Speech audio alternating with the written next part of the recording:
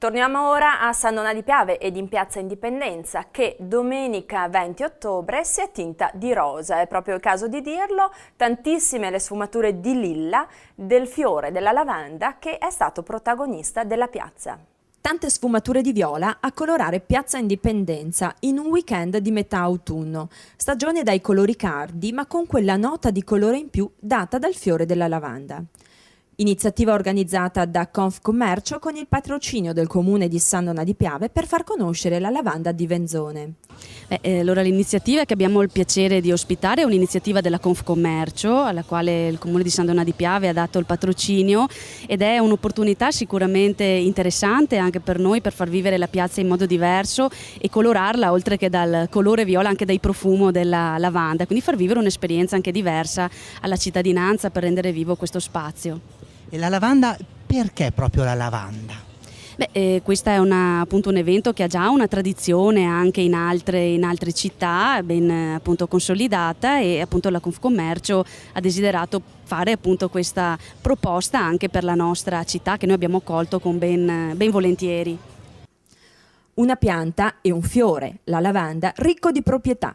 Tantissime le casette Lilla che proponevano i diversi prodotti derivati dalla sua lavorazione, dai saponi alle creme ai profumi.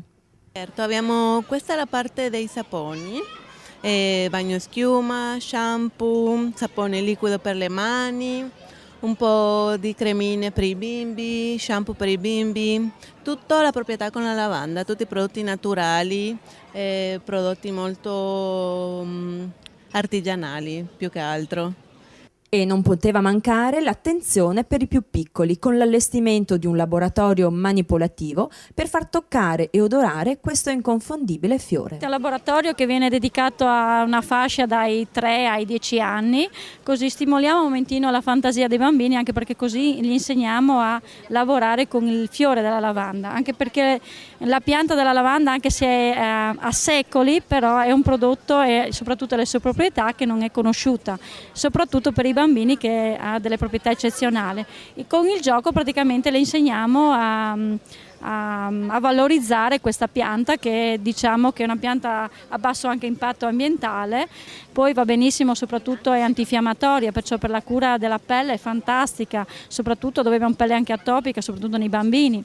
Ottima perché comunque ha questa proprietà di essere rilassante e calmante, perciò andiamo a mettere il buon umore anche in casa in tutte le famiglie.